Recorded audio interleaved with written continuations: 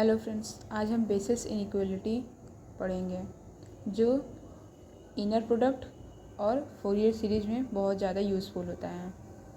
Basis inequality में क्या होता है, एक इनर प्रोडक्ट स्पेस होता है, इनर प्रोडक्ट स्पेस एक इनर प्रोडक्ट स्पेस होता है और V1 V2 V3 dot dot dot VR ये ऑर्थोनॉर्मल सेट होता है। ऑर्थोनॉर्मल सेट होता है। इसमें हम क्या करते हैं, ये जो वेक्टर होते हैं, वेक्टर को ऑर्थोनॉर्मल सेट के रिस्पेक्ट में हम एक्सप्रेस करते हैं। इस वेक्टर को हम ऑर्थोनॉर्मल सेट के रिस्पेक्ट में हम एक्सप्रेस करते हैं तो उसके जो कोफिशिएंट के स्क्वायर होंगे, जो कोफिशिएंट के स्क्वायर का जो सम होगा वो कभी भी उस वेक्टर के नॉर्म के स्क्वायर से ज़्यादा नहीं हो सकता है। ऐसे समझते हैं इसको कि वी आई जो वेक्टर का इनर प्रोडक्ट ये लेंगे हम, तो इसका जो स्क्वायर होगा उसके नॉर्म की या लेंथ के स्क्वायर से बड़ा कभी भी नहीं होगा, less than and equal to ही होगा। ठीक, ये हो गया हमारा बेसेल्स इनइक्वालिटी। अब हम इसको समझते हैं डिफिनेशन से। Bessel's inequality, let V be an inner product space and V1 V2 V dot dot VR be an orthonormal set, then summation of I is equal to 1 to R mod में V और VI का inner product space, फिर इसका square is less than and equal to norm of V का square for every V in V।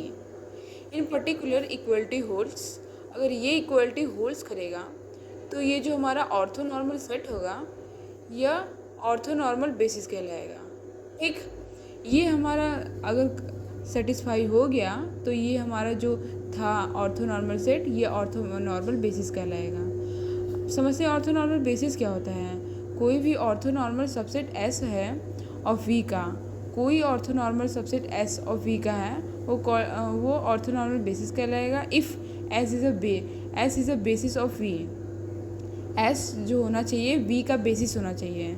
पहले हम एक orthonormal subset लिए S, इस S को ही ऑर्थोनॉर्मल बेसिस कहते हैं जब ये S V का बेसिस हो, इस वेक्टर का बेसिस हो। ठीक, अब इसका हम प्रूफ देखते हैं। बेसेल्स इनइक्वालिटी का प्रूफ क्या है। Let V1 V2 dot dot VR be an orthonormal set, let V in V consider the vector। कोई एक वेक्टर हम लेते हैं, इस कैपिटल वेक्टर, इस वेक्टर पूरे होल वेक्टर के में एक स्मॉल वेक्टर लेते हैं। तो फिर हम क्या देखते हैं कि एक अलग से कोई वेक्टर लेते हैं W जो equal to V minus summation of I is equal to R1 to R inner product of V comma VI into VI। ठीक, अब इसको हम ये हम लिए हैं, क्यों लिए हैं, इसका इनर प्रोडक्ट VJ के साथ करने के लिए लिए हैं। ठीक, इसका इनर प्रोडक्ट W का इनर प्रोडक्ट VJ के साथ लिए हैं, तो हमको W ये दिया है तो इसमें यहाँ पर रख देंगे W, ये W यहाँ पर रखेंगे। तो फिर हम देखेंगे कि V जब इसका इनर प्रोडक्ट निकालेंगे तो V जो होगा VJ के साथ इनर प्रोडक्ट निकलेगा, और जो ये समेसन VI था इनर प्रोडक्ट इसका, ये जो होगा इसका इसके साथ होगा। ये तो लिखा जाएगा ऐसे ही, और ये जो VI होगा VJ के साथ होगा इनर प्रोडक्ट। ठीक, अब इसको कैसे लिखेंगे, ये तो ऐसे ही लिखा जाएगा।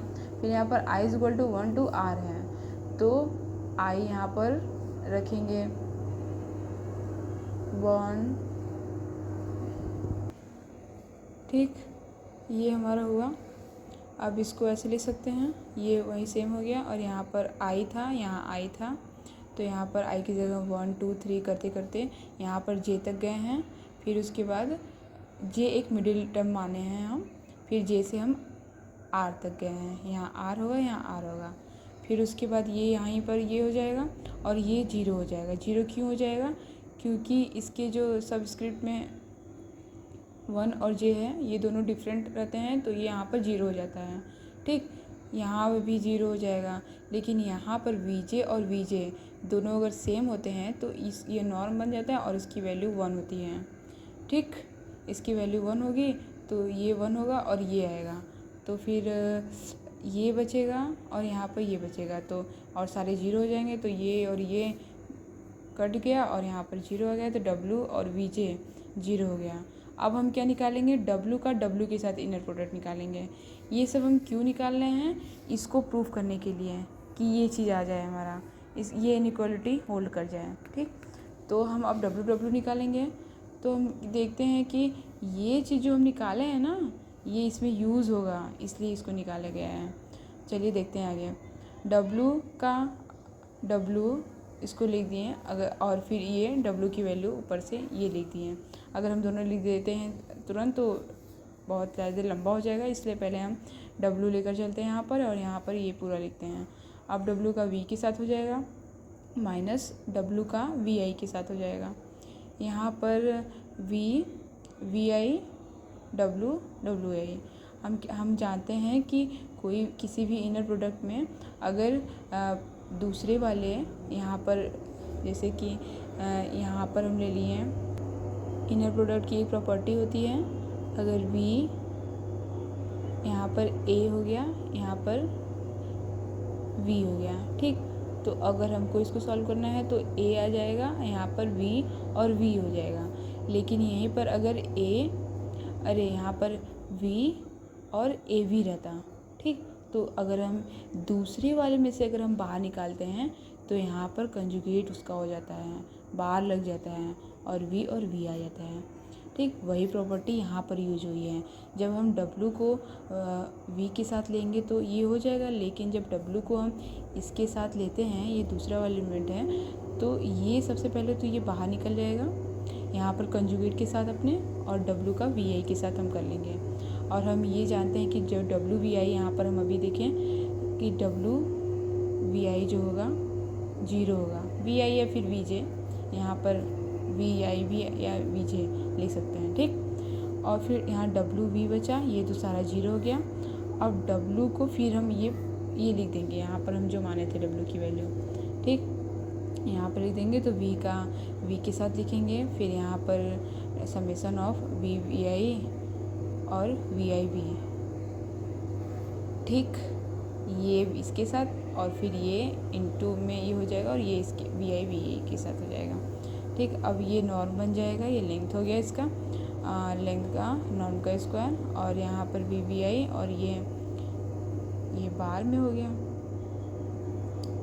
इसका कंजुगेट हो जाएगा क्योंकि हम इसके रिप्लेस किए हैं, V को यहाँ किए हैं, VI को यहाँ किए हैं। ठीक, तो ये हो गया, और यहाँ पर नॉर्म V का square minus summation of I equal to R, और नॉर्म ऑफ VI का ये क्या जानते हैं हम कि Z इंटू जेड बार जो होता है Z का स्क्वायर होता है, तो वही प्रॉपर्टी यहाँ यूज हुई है।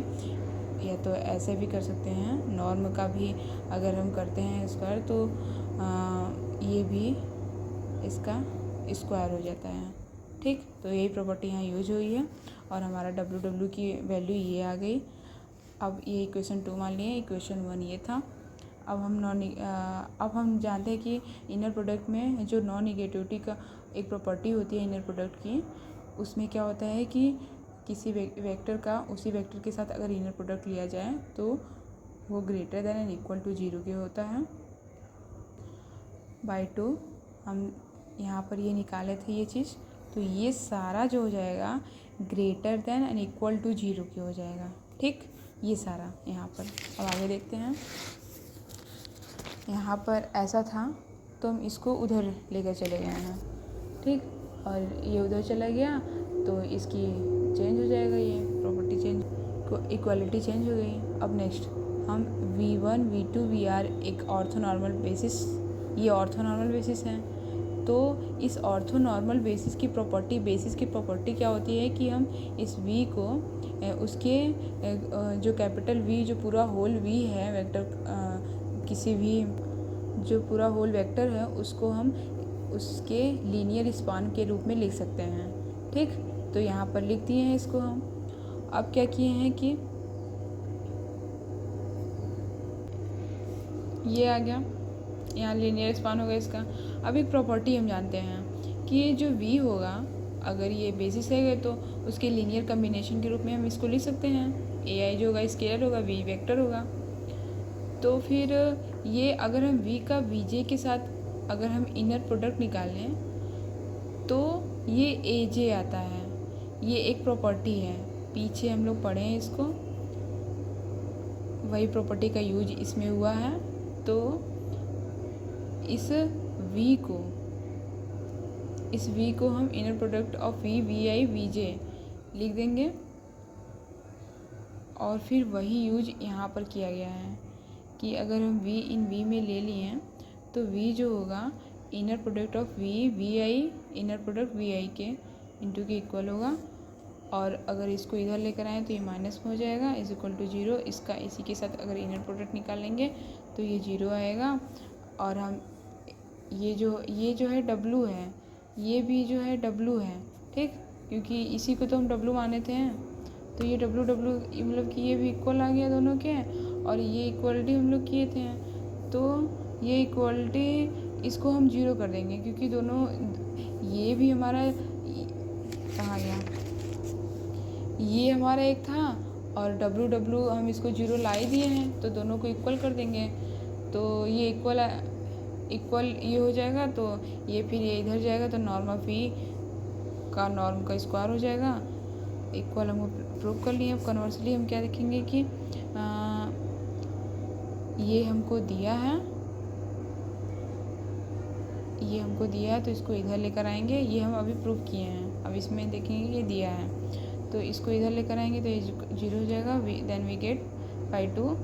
इसका इसी के साथ अगर इनर प्रोडक्ट करें तो v तो होगा ही, और फिर v तो 0 हो जाता है ना। अगर हम इसका इसी के साथ इनर प्रोडक्ट लेंगे तो ये 0 हो जाएगा बाई नॉन निगेटिविटी से। और फिर v माइनस इसका इनर प्रोडक्ट इसके साथ लेंगे तो ये 0 हो जाएगा। और फिर v इज इक्वल टू ये इधर आएगा तो ये निकल जाएगा। और ये जो होगा ये लीनियर स्पान होगा।